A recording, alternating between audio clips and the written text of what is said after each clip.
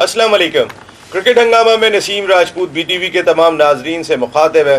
हंगामा वाकई में हो गया, हरारे में हंगामा। जिस तरीके से पाकिस्तान क्रिकेट टीम को तारीख में पहली मरतबा जिम्बाब्वे के खिलाफ T20 मैच में शिकस्त का सामना करना पड़ा, और वो शिकस्त कोई नॉर्मल नहीं थी। पाकिस्तान टीम के सामने कोई पहाड़ जैसा हदफ नहीं था। पाकिस्तान के सामने कोई ऐसी टीम नहीं थी कि जिसके 11 खिलाड़ियों का नाम पाकिस्तान में शायद कोई भी एक बंदा जो क्रिकेट की बहुत नॉलेज रखता हो वो आके उन 11 खिलाड़ियों का प्रॉपर प्रोनाउंसिएशन के साथ नाम बता दे कि कौन से 11 खेल रहे थे उस मैच में। हम उस टीम से हार गए। जो बॉलिंग लाइनअप खेल रही थी, अगर मैं पाकिस्तान क्रिकेट के थिंक टैंक की बात कर लेता हूँ, चाहे वो चेयरमैन क्रिकेट बोर्ड हो, चाहे CEO पाकिस्तान क्रिकेट बोर्ड हो, या पाकिस्तान क्रिकेट बोर्ड टीम की मैनेजमेंट की मैं बात कर लूं, उन 5 बॉलर्स के नाम बता दें, उन 6 बॉलर्स के नाम बता दें कि जिनके खिलाफ पाकिस्तान के बैट्समैन हजीमत का शिकार हुए। अगर वो बता देंगे, अगर मैं अभी कह गया हूं तो हो सकता है वो बाद में याद कर लें, लेकिन अगर इस वक्त में उनसे सवाल करता वो भी नहीं बता पाते। हम इतने गैर मारूफ बॉलर्स के खिलाफ हार गए। हमारे सामने टारगेट क्या था? हम कोई 219 चेस करने गए थे, हमारे सामने 119 का टारगेट था। हमारी बैटिंग में कौन कौन शामिल था? एक लाइन पाकिस्तान की बैटिंग की दिखाई दे रही थी, लेकिन क्या हुआ? हमारी जो आखिरी 7 विकेटें गिरी हैं वो कितने रन्स पर गिरी हैं? हमारी आखिरी 7 विकेटें सिर्फ 22 रन्स पर गिरी हैं 29 बॉल्स के दौरान। मकसद है, ये कौन सी तैयारी हमारी है? हम बार बार बैठ के एक ही बात कह रहे हैं, आपकी मिडिल ऑर्डर बैटिंग ठीक नहीं है। अब मिडिल ऑर्डर बैटिंग का जो इम्पैक्ट पड़ रहा है वो टॉप ऑर्डर पे भी पड़ रहा है और वो नीचे जाके 11वें नंबर तक पड़ रहा है। हमारा सर्वाइवल दिखाई नहीं दे रहा। 100 रन नहीं बने हमसे जिम्बाब्वे की सरजमीन पे, जहां पे बाबर आजम अगर 41 रन करके चले जाते हैं तो बाकी टीम ने करा क्या है, बाकी तैयारी क्या है? और फिर बाबर आजम अगर परफॉर्मर देखें तो वो ज़बरदस्त दिखाई दे रहे हैं, लेकिन पाकिस्तान टीम अगर चाहे साउथ अफ्रीका की बात कर लें, जिस तरीके से मैचेस जीती है गिरते पड़ते। एक ही मैच था जो हमने डोमिनेट करके जीता था, जिस वक्त हम 200 रन चेस कर रहे थे। उसके अलावा तो जितने मैचेस हमने खेले वो आपके सामने। हमने कभी 144 रन जिस मुश्किल से चेस किए, लास्ट बॉल पे चेस कर रहे। कभी हम अगर 140 करते तो 6 ओवर पहले चेस करा देते। मकसद स्टेबिलिटी पाकिस्तान क्रिकेट में दिखाई नहीं दे रही। फिर पाकिस्तान टीम की मैनेजमेंट पसंद नापसंद, आसिफ अली फिर घूम के आ जाते हैं, हैदर अली फिर घूम के आ जाते हैं। बार बार एक बात कह रहे हैं कि आपकी मिडिल ऑर्डर बैटिंग में अगर स्टेबिलिटी दिखाई नहीं दे रही तो सरफराज अहमद वहां बैठे, आप उनको कैरी करें, लेकिन आप वो भी नहीं कर पा रहे। खैर, अभी तो मैं जितना गुस्सा निकालूंगा लोग कहेंगे आप रोजे में थे इस वजह से गुस्सा निकाल रहे हैं, लेकिन ये कौम का गुस्सा है, ये 23 करोड़ आवाम का गुस्सा है। 23 लोग मिलके पाकिस्तान क्रिकेट के फैसले तो ज़रूर कर रहे होंगे, लेकिन 23 करोड़ अवाम के दिलों पे क्या बीत रही है ये ज़रूर सोचना चाहिए। इस साल पाकिस्तान ने वर्ल्ड T20 खेलना है। मैं बात करूंगा तमाम इश्यूज़ पे, क्योंकि अब इतना गुस्सा मैं चाहूँगा कि वो भी निकालें। यहाँ पर बैठ के मेरे साथ गुफ्तगू के लिए मौजूद हैं पाकिस्तान के फॉर्मर टेस्ट क्रिकेटर, अपने वक्त के ज़बरदस्त मिडिल ऑर्डर बैट्समैन, इसके साथ पाकिस्तान के farmer coach, manager, chairman selection committee, cricket board में कई सारी जिम्मेदारियाँ अंजाम दी, हारून रशीद साहब। अस्सलाम वालेकुम हारून भाई। वालेकुम अस्सलाम, अस्सलाम वालेकुम नाजरीन। और भाई, लोग कहेंगे रोज़ा रखा हुआ है इसलिए गुस्सा कर रहे हैं, लेकिन हमने जब मैच ख़त्म हुआ था तो रोज़े के बाद भी उतना ही गुस्सा आ रहा था कि जिस तरह की सूरत है। ये क्या तैयारी है हारून भाई? आई थिंक बहुत सही कह रहे हैं आप, क्योंकि हम सबको पता है कि हम कितने पैशनेट हैं अपनी क्रिकेट के बारे में, और जिस तरह की परफॉर्मेंसेस हम देख रहे थे पिछले 1-1.5 महीने से, और उसके ऊपर हम मुसलसल बातचीत भी कर रहे थे।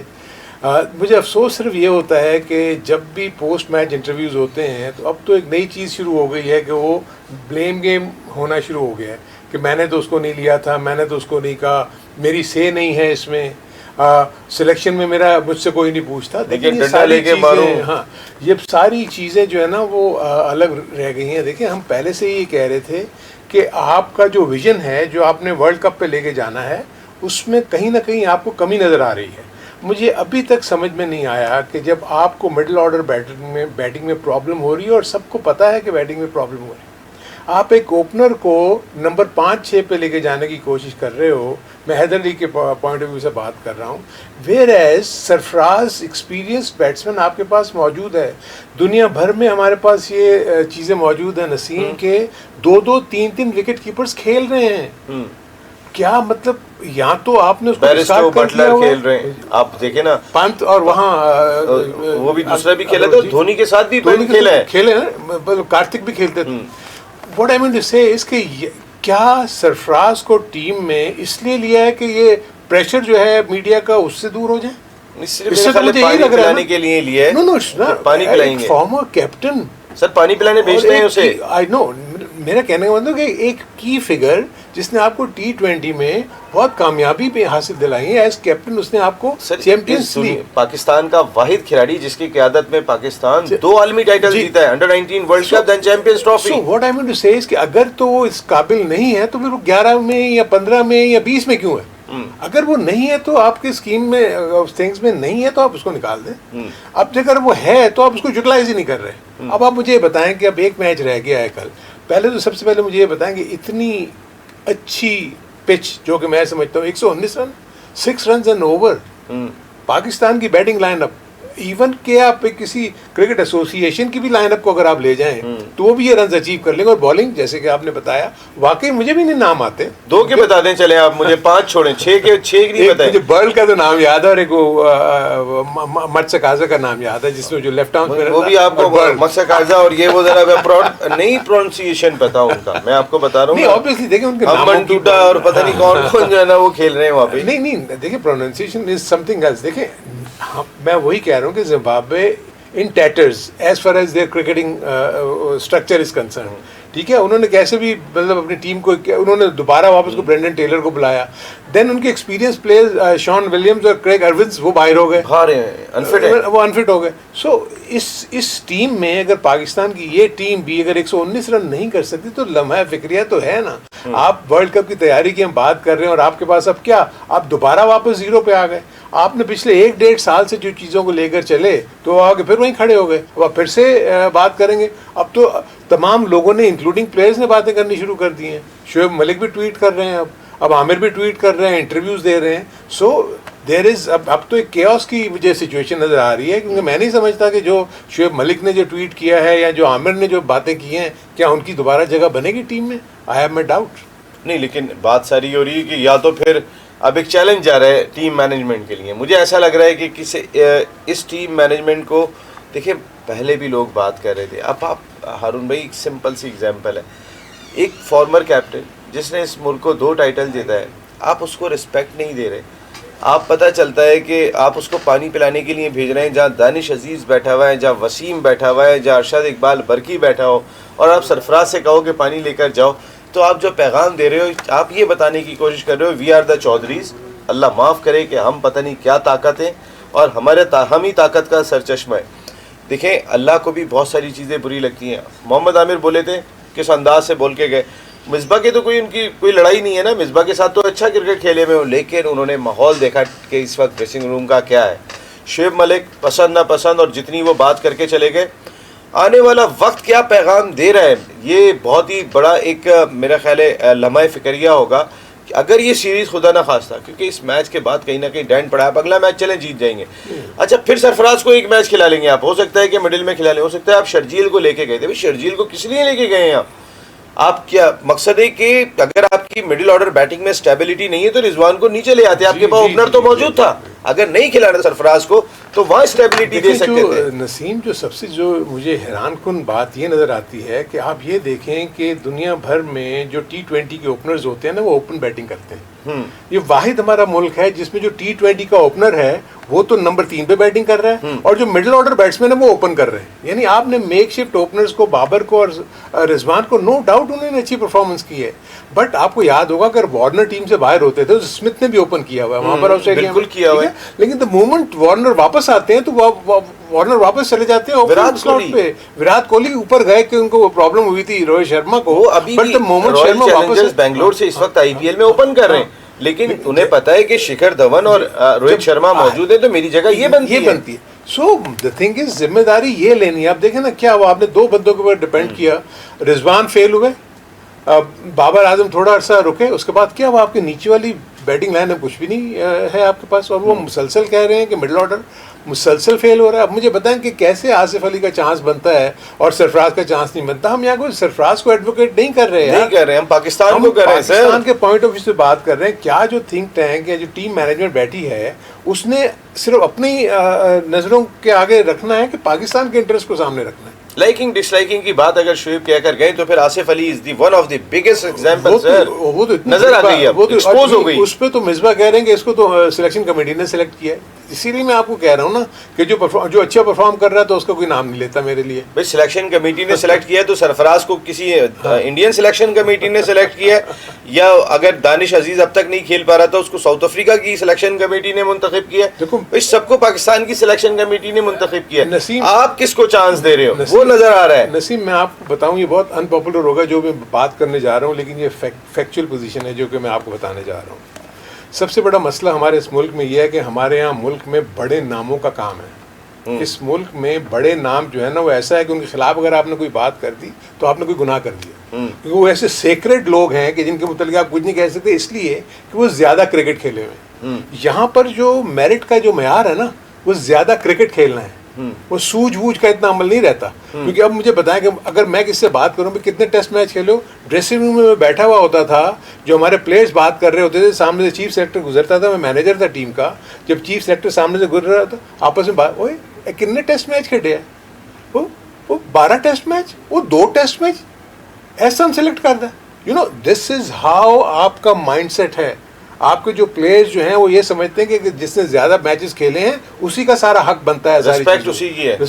एंड देन अब मैं आपको बताता हूँ दूसरी तरफ जो मैं कहने जा रहा था वो ये, देखें coaching is a different ball game. आप क्रिकेट खेल के आपने अपना नाम बनाया है, जब आप क्रिकेट खेल के हटे हैं तो आपको कोचिंग की ABC सीखनी पड़ेगी। आपको वहां का माहौल में जाना पड़ेगा। आपको पता लगता है वो ग्रास रूट लेवल से शुरू होती है। पाकिस्तान हर कोई बंदा हमारा टॉप क्रिकेटर निकल के वो कहता है मुझे टॉप टीम का कोच बना दो। मुझे अच्छी तरह याद है कि IMC में जब ये एक इंटरनल मैनेजमेंट कमेटी बनी थी, आपको याद होगा जब ज़का अशरफ साहब का और नजम सेठी साहब का एक इशू शुरू हो गया हुआ था, जब तो उसमें मैं भी था। तो वहाँ उन्होंने मुझे इंटरिम कोच की ऑफर कर दी, केसेस गए थे दोनों के, शायद दोनों के यहाँ कोर्ट गए। उसमें हुआ है कि ज़हीर अब्बास भी उस कमेटी में थे, मैं भी था। तो वहाँ उन्होंने कहा कि यार इस वक्त इंटरिम कोच की हमें ज़रूरत है, तो हमारे पास कोई और नहीं है, तो हारून तुम थोड़े अरसे के लिए कोचिंग कर लो, इन द मीन टाइम हम किसी कोच को ढूंढ लेते हैं। मैंने कहा देखें बुरा लगेगा क्योंकि मैं IMC का मेंबर हूँ, मैं यहाँ से मतलब कोच बन के जाना मेरे लिए अच्छा नहीं है। तो मेरे ख्याल आप किसी को ढूंढें, और मैं आपको सजेस्ट करता हूँ कि आप इंटरव्यूज़ कॉल करें, आप बुलाएं सबको जिनको भी जो बड़े नाम चाहते हैं कि वो इसको करें, कोच बने। कह रहे यार हम इनके इंटरव्यूज़ लेंगे, हम इतने बड़े नाम है इनके इंटरव्यूज़ लेंगे। मैंने कहा उनको जो जॉब देने जा रहे हो उसका बैकग्राउंड, मैंने कहा कोई भी जॉब आप किसी को आप देते हैं तो आप उसका पूछते हो ना कि आपका ट्रैक रिकॉर्ड क्या है, सही बात, आपने क्या क्या किया हुआ है। आप मुझे बताएं कि आपका यहाँ से क्रिकेटर रिटायर होता है वो कोच बन जाता है, उसके क्या क्रेडेंशियल्स हैं कोचिंग के। ये तो शोएब मलिक ने जो ये बात, करंट प्लेयर्स देखिए, हाँ, और शोएब मलिक ने जो इतनी बड़ी बात कर दी कि व्हाइट बॉल का कोई फॉरेन कोच लेकर आए, यू नो ये बहुत बड़ी बात है जो उन्होंने की है। यानी इसका मतलब ये है कि व्हाइट बॉल का फॉरेन कोच, स्पेशलिस्ट कोच, जी जी ये भी बड़ा एक लफ्ज है इसके अंदर। So this is what I am saying. देखें ये ग्राउंड रियलिटीज हैं, हमारे इन क्रिकेटर्स को भी समझना चाहिए। आप टॉप प्लेयर्स जो हम सब रिस्पेक्ट करते हैं आपकी, ऐसा नहीं है कि हम आपकी रिस्पेक्ट नहीं करते, बट आपको एज ए खिलाड़ी हम रिस्पेक्ट करते हैं। आप अभी एडमिनिस्ट्रेटर नहीं बने हो, किसी का कोई बैकग्राउंड मुझे बता दें, जितने भी इस वक्त टॉप क्रिकेटर्स हैं, एक किसी भी छोटी सी कंपनी को भी कभी उन्होंने यहाँ छोटे से ग्रुप को भी मैनेज किया नहीं, चलाया नहीं, बिल्कुल नहीं। एडमिनिस्ट्रेशन का कोई तजुर्बा नहीं, मैनेजमेंट का कोई तजुर्बा नहीं है। Coaching is it's administration. आप जब क्रिकेट खेल रहे होते हो या बैटिंग कर रहे हो तो मैं एज ए बैट्समैन डेवलप हो रहा हूँ। अगर मैं बॉलिंग कर रहा हूँ, अगर टेस्ट मैचेस में या वनडे में या T20 में, तो मैं एज ए बॉलर डेवलप हो रहा हूँ। मेरे इर्द गिर्द की जो चीज़ें हैं वो मुझे अभी नहीं आती। जब मैं खेल के मैदान से निकलूंगा, अगर मैंने एडमिनिस्ट्रेशन में आना है, कोचिंग का जॉब लेना है, तो मुझे वो कोचिंग की ABC अबजद सीखनी पड़ेगी। स्टडी और वो ग्राउंड कोचिंग की स्टडीज पे मैंने बात करनी है हारून भाई अभी के। आप आज का लेवल 1, लेवल 2, लेवल 3, लेवल 4 ये कोर्सेज हैं क्या? लेवल 4 करने वाले पाकिस्तान में बहुत थोड़े से मौजूद हैं, लेकिन इसके बावजूद भी उन्हें बुलाया ही नहीं जाता। जिसकी क्वालिफिकेशन है, मैं जलालुद्दीन फॉर्मर टेस्ट क्रिकेटर की एक एग्जांपल दे रहा हूँ आपको। मैं ये नहीं कह रहा हूँ कि वो होने चाहिए नहीं होने चाहिए, वो इस वक्त यहाँ पे है भी नहीं, वो अमेरिका में, लेकिन लेवल 4 किए हुए, लेवल 4 किए हुए बहुत कम लोग हैं। हमारे क्रिकेट बोर्ड के अंदर अगर किसी को जॉब देनी होती है और हमने वो फैसला किया होता है, तो हमें पता होता है उसने लेवल 1 किया हुआ है, उसने लेवल 2 किया हुआ है, या उसने लेवल 3 किया हुआ है। हमारे यहाँ जो क्राइटेरिया है जॉब देने का वो अपनी पसंद नापसंद है, उसके वही चीज़ हम अपनी टीम में भी देख रहे होते हैं। वही तमाम चीज़ें हमारी टीम में भी दिखाई दे रही हैं, पसंद नापसंद। शुएब मलिक क्या बात क्या कर गए, यानी जिम्बाब्वे की इस टीम का तो यह हाल था कि जिससे हम हारे हैं कि जिसको कोई जानता भी नहीं है। तो हम हमेशा वो काम करते हैं कि जो शायद कोई और नहीं करता। हम कभी कोई ऐसा भी काम कर जाते हैं कि शायद जो कोई और नहीं करता, लेकिन हम ऐसा क्यों करते हैं? ब्रेक के बाद।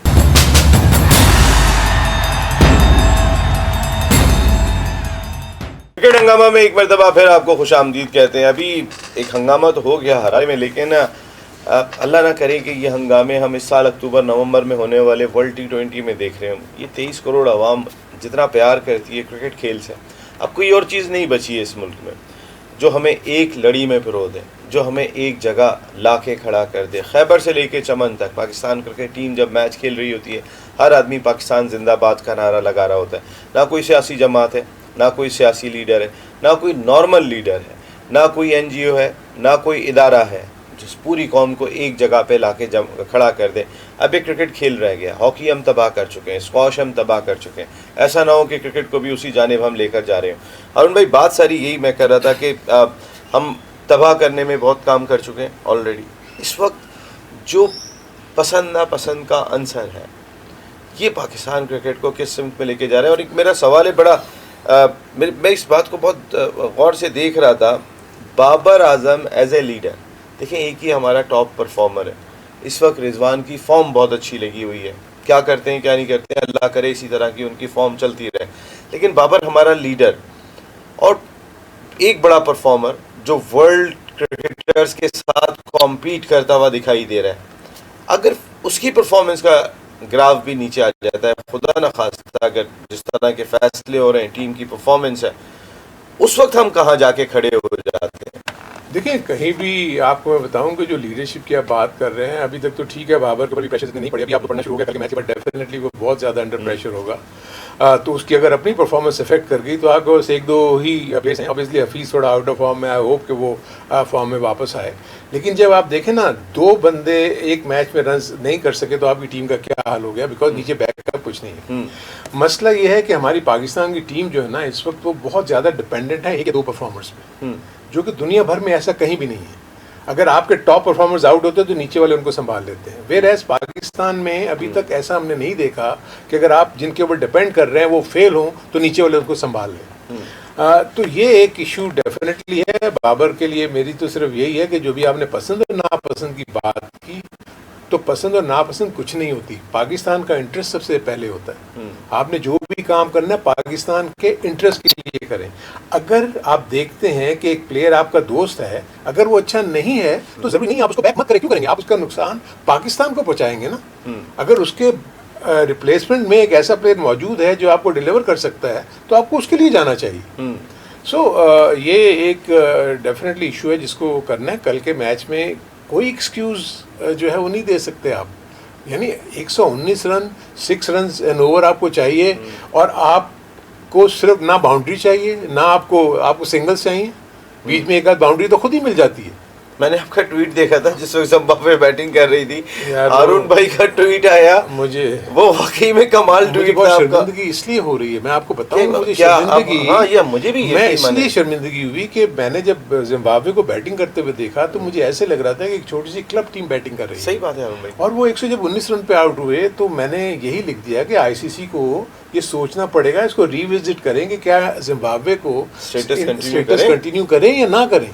सो मैंने तो अपने उस पॉइंट ऑफ व्यू से किया, और जब पाकिस्तान की जो ये परफॉर्मेंस देखी तो मुझे यकीन करो इतना अफसोस हुआ कि मतलब मुझे दुख हुआ कि क्या दोबारा मैं ट्वीट कर दूं जिसके ऊपर अल्लाह माफ करे। मतलब ऐसा तो नहीं है, बैड डे होता है, पाकिस्तान बुरा खेला, हार गया।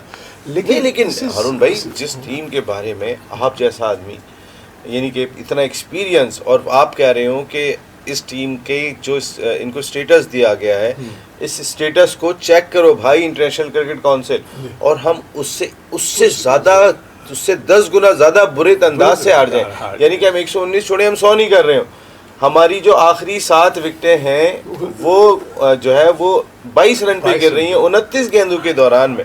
मकसद है हमारी स्टेबिलिटी है कहाँ पे? नहीं, कहीं नहीं नज़र आई। इसमें तो आपको मैं बता दूं, देखें एक और चीज़ भी है, बाज़ दफ़ा ऐसा होता है कि ब्लेसिंग इन डिस्गाइज कहते हैं कि वक्त से पहले आपको पता लग गया। देखिए अभी आपके पास बहुत इंपॉर्टेंट सीरीज है बिफोर द वर्ल्ड कप। आप वेस्ट इंडीज के खिलाफ भी खेलेंगे, आप इंग्लैंड के खिलाफ भी खेलेंगे, न्यूजीलैंड के खिलाफ भी खेलेंगे। So you have the opportunity to rethink.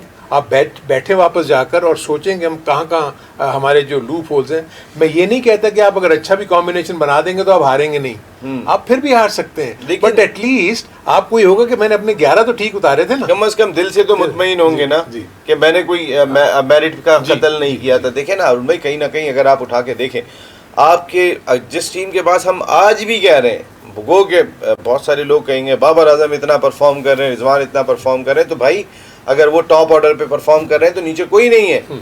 आपके पास अगर शर्जील और फ़खर हैं, फिर हम बार बार जा रहे हैं। आप शर्जील को क्या जॉय ट्रिप पे लेके गए थे? क्या वहाँ पे आप दौड़ाने के लिए लेके गए थे शर्जील को? भाई खिलाने के लिए लेके गए थे, तो खिलाओ तो सही। एक मैच खिलाया आपने, उस मैच में जिसमें शर्जील खेला उसमें तो अरुण भाई ऐसा लगा बाकी कोई खेलने को तैयार ही नहीं था। आप बॉडी लैंग्वेज देख लें बाकियों की, 6 ओवर पहले आप 144 रन बनवा रहे हैं। देखिए अब मैं ये नसीब जो आपने बात की ना, इसका मतलब ये हुआ कि जो सलूक शर्जील के साथ हो रहा है, इसका मतलब वो आपकी उसमें नहीं है ना, वो आपके जहन में वो वर्ल्ड कप में जाता हुआ नजर नहीं आ रहा। आपका जहन क्या है भाई? ये पाकिस्तान की टीम है, आपके दिमाग से बनेगी पाकिस्तान टीम। मेरा सवाल है हारून भाई, शर्जील सारी दुनिया में जो है वो खतरनाक प्लेयर है, उसको कॉन्फिडेंस दो, उसको बनाने की कोशिश करो जो उसका नेचुरल टैलेंट है।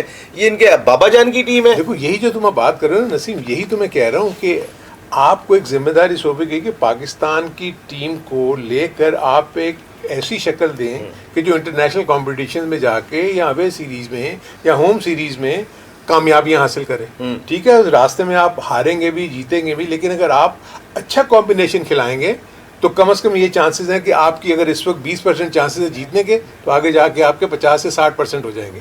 सो मेरे अपने नज़दीक बहुत सोचने की ज़रूरत है। दूसरा ये है कि मैंने एक अफसोस की बात मैं देखता हूँ कि जब मुझे साउथ अफ्रीका का ड्रेसिंग रूम नज़र आता था, इसमें तो मुझे इतने में कि उसको नहीं जानता कोचेज़ वगैरह को जिम्बाब्वे के, तो मुझे वहाँ ना उनका थिंक टैंक इकट्ठा बैठा हुआ नज़र आता था। साउथ अफ्रीका में जब भी आप उठा के देंगे, बाउचर के साथ उसके साथी कोच जो थे वो भी साथ बैठे हुए वहाँ डिस्कशंस हो रही होती थी। मुझे बता दें कि आपने अभी तक इतनी सीरीज़ देखी, हमारे तीनों कोचेस कभी एक जगह नजर आया आपको बैठे? यूनुस खान तो ऐसा लगता है कि पहाड़ पे बैठे हुए और वो दरख्त के नीचे बैठ के शायरी कर रहे हैं। भाई वो लिख रहे होते हैं सिर्फ बैठ के। अरे भाई कहने का मकसद है बैठो एक जगह पे, नोट्स लेना सब कुछ है, लेकिन जब आप देख रहे हैं कि आपकी टीम बुरी हालत है, तीनों को सर जोड़ के बैठ के ये तो सोचना तो चाहिए ना बैठे हुए कि यार ये इश्यूज क्या हो रहे हैं, क्योंकि आपने देन एंड देयर डिसीजन लेने होते हैं। दूसरी चीज़, यूनुस ने एक बात कही कि मैं सिर्फ बैटिंग कोच हूँ, मेरा और किसी डिसीजन में मेरा कोई इसमें वो नहीं है। लेकिन जब प्रॉब्लली मैं ये फील करता हूँ, जब आप एक टीम मैनेजमेंट का हिस्सा हो गए हैं, तो मैं ये बहुत बेवकूफ़ी होगी कि अगर हेड कोच जो है वो अपने साथी कोचेस से अपनी जो स्ट्रेटजी बना रहा है उसका उनकी इनपुट नहीं ले रहा। ये तो कहीं भी नहीं होता। और भाई और एक चीज़ मैं आपको बताऊं कि कहीं ना कहीं पाकिस्तान टीम में भी जो है ना, आपको पता है कि जब हम हारते हैं या हमारे यहाँ कोई लंबा टूर हो जाता है, हम लंबे टूर पे ही चले जाएं, जब एक दूसरे के चेहरे ज़्यादा देख लेते हैं तो बर्दाश्त करना मुश्किल हो जाता है। ये हमारी एक फीलिंग है। हम बजाय इसके कि ज़्यादा साथ रहने के बाद हमारी मोहब्बतें बढ़ें, वो मोहब्बतों में एकदम से दरारें पैदा होना शुरू हो जाती हैं। ये पता नहीं शायद हमारी नेचर है या मसला है। ये पाकिस्तान क्रिकेट में हुआ है, ये पहले बहुत हुआ है और होता रहा है। मैंने जो एक चीज़ महसूस की कल टेलीविज़न पे देखने के बाद, या हमारे कुछ जो सोर्सेज हैं, कुछ बच्चे अच्छे गए हुए वहाँ पे, ज़ाहिर है कई सारे बच्चे, अब तो हम इतने सारे बच्चे कैरी करते हैं जब टूर पे जाते हैं कोविड-19 की वजह से। कल आपने भी महसूस किया होगा, बाबर आजम सीरियस बैठे थे सिर्फ यूनुस खान के साथ, वो मुझे मिसबा के साथ बैठे हुए दिखाई नहीं दिए। ये कहीं ना कुछ शुएब मलिक का इस वक्त बोलना, और मेरी सोर्सेज बताते हैं शुएब मलिक इन दिनों में कराची में और एक राब्ते में है इस वक्त कुछ लोग जो है वो शुएब मलिक के साथ, जिसमें मोहम्मद आमिर भी हैं, जिसमें वाब रियाज भी हैं, और एक प्रॉपर तौर पे जो है वो कहीं ना कहीं बिफोर वर्ल्ड T20 ऐसा लग रहा है कोई बड़ा हंगामा होने जा रहा है, कोई बड़ी तब्दीली होने जा रही है। अगर तो देखें, अव्वल तो मैं इस चीज़ को कभी भी एडवोकेट नहीं करूंगा कि प्लेयर्स मिलके एक प्रेशर ग्रुप बना के और कोई बहुत सारी चीज़ें करने जाएं। Not a pressure group. No, what I want to say is, मेरा कहने का मतलब है कि अगर कोई भी इश्यूज हैं तो मैं सबसे पहला काम ये करूंगा, देखें आप अगर किसी को कोई जॉब देते हो ना, आपने इस थिंक टैंक को एक जॉब दिया हुआ था, आपको याद होगा कि पीसीबी ने तो पहले तो सारा कुछ हवाले कर दिया था मिसबा के, ठीक है, याद है ना, वही हेड कोच भी थे, वही चीफ सिलेक्टर भी थे, मुझे याद ताकि है वो जिम्मेदारी। ज़हीर भाई मेरे प्रोग्राम में है, ग्रेट ज़हीर अब्बास साहब, और उन्होंने लफ्ज़ बोला था, कहने लगे यार बस अब वज़ीर आज़म बनाना ही रह गया। जावेद मियादाद आए उसी दिन शो में, दोनों आए थे। उसके पीछे में थिंकिंग जो मैं समझता हूँ, क्योंकि न्यूजीलैंड प्रॉब्ली एक वाहिद कंट्री है जो जिन्होंने ये शुरू किया था कि उन्होंने हेड कोच को ये सारी जिम्मेदारियाँ भी दी। लेकिन मैं ये देखता हूँ कि क्या हमारे एनवायरनमेंट और न्यूजीलैंड के एनवायरनमेंट मिलते जुलते हैं?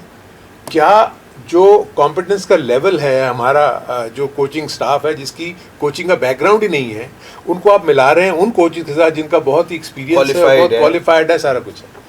तो एक तो वो गलत हुआ। आपने 1 साल के बाद उससे वो जिम्मेदारी ले ली चीफ सिलेक्टर की, और वो किसी और को बना दिया आपने, मोहम्मद वसीम को। लेकिन उसकी कोचिंग की एवेल्युएशन, ठीक है, टीम जब जीत रही होती है उस वक्त एक्चुअली असेसमेंट तो वही होती है ना। आप मुझे बता दें कि कितने प्लेयर्स जो हैं वो टॉप बैट्समैन की सूरत में सामने आए हैं पिछले एक डेढ़ 2 सालों में। आप देखें ना, अगर बाबर आजम को और अगर आप उसको निकाल दें रिजवान को, तो आप मुझे बताएं ना कौन सा आपको बैट्समैन ऐसा नज़र आया जिसको मुझे नज़र आया। बॉलिंग के शोबे में मैं कहता हूँ कि ठीक है, आपके पास अल्लाह ताला ने इतना टैलेंट दिया है, इतने ज़्यादा आपके पास फास्ट बॉलर्स बड़ी अच्छी शक्ल में हैं। आपको स्पिनर्स का इशू अभी भी है, स्पिनर्स में आपको ऐसे स्पिनर्स नहीं मिल रहे, प्रॉब्लम है। तो आप अभी भी यासिर शाह के ऊपर रिलाय कर रहे हो, क्योंकि वो कोई कम्पीट नहीं कर रहा। शादाब अभी भी आई थिंक स्टैंड आउट, वो हर एक से बहुत ज़्यादा बेहतर लगता है। आपके पास जो एक अच्छा प्लेयर था इमाद वसीम, उसको आपने पता नहीं किस तरीके से आपने साइड लाइन किया। अगर वो अनफिट था तो कोई तो रीज़न मुझे लगता है कि अगर वो अनफिट है तो आपने उसको बाहर कर दिया। तो आपने शकील शेख साहब के साथ के करीब है तो इस वजह से तो बात नहीं यार, कर देखो दिया। ये कोई चीज़ नहीं होती। जब आप पाकिस्तान के लेवल पे आ जाते हो ना यार, मेरी दोस्ती आपकी दोस्ती किसी और की भाई दोस्ती आप नहीं तो ऐसे है। कह रहे हैं जैसे हुआ नहीं है पहले। ये तो सब होता रहे, आपके सिस्टम का हिस्सा नहीं रहे, ये तमाम चीजें आपने देखी नहीं है। ये आप अगर कहते हैं कि मुझे अफसोस होता है, भाई अफसोस तो मुझे भी होता है, सबको होता है, लेकिन ये एक सच्चाई है हारून भाई, इस सिस्टम में होता है। ये नहीं होना चाहिए ना। मैं कब कह रहा हूँ मैं उसको सपोर्ट करूँ, मैं कह रहा हूँ ये नहीं होना चाहिए अगर ये होता है तो। लेकिन हर भाई ये है ना, नहीं तो गलत है ना। इसको कैसे रोक सकते हैं? आज तक तो 70 सालों में रोक नहीं सके इसको। तो फिर ये तो हमारे अपने ऊपर भी है ना। हम क्यों अना का मसला बनाते हैं यार? अगर मैं आपको पसंद नहीं कर रहा तो। लेकिन मुझे ये बताओ कि इमाद वसीम की शकील शेख से क्या है? बस खेला है उनके क्लब से। ये बताओ कि शकील शेख अगर इमाद को भी अगर वो लाइक करते होंगे तो उसकी परफॉर्मेंस यार, इस्लामाबाद को 8-8, 9-9 नंबर पर जाके उसने सिंगल हैंडेडली मैचेस जिताए हुए हैं। आप उसका हिस्ट्री तो उठा के देखें।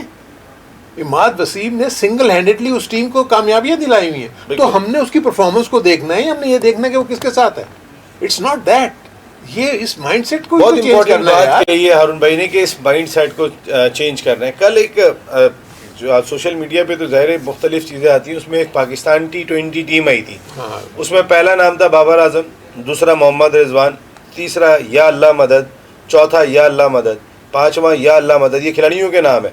छठा या अल्लाह मदद, सातवां मौजा, आठवां या अल्लाह मदद, नवां या अल्लाह मदद, 10वां या अल्लाह मदद और 11वां शाहीन शाह अफरीदी। यानी कि खिलाड़ियों के नाम के अल्लाह मदद करके किसको यहाँ पर खिलाएं। लेकिन अल्लाह भी उसी वक्त मदद करता है कि जिस वक्त हम सच्चाई से बात करते हैं, जिस वक्त हम अपने अंदर ईमानदारी लेकर आते हैं, अल्लाह भी जब भी मदद करता है। एक ब्रेक ले रहा हूँ, वापस आता हूँ तो बॉलिंग की भी बात करूँगा कि वकार गए बॉलर अब यॉर्कर कैसे कर रहे हैं।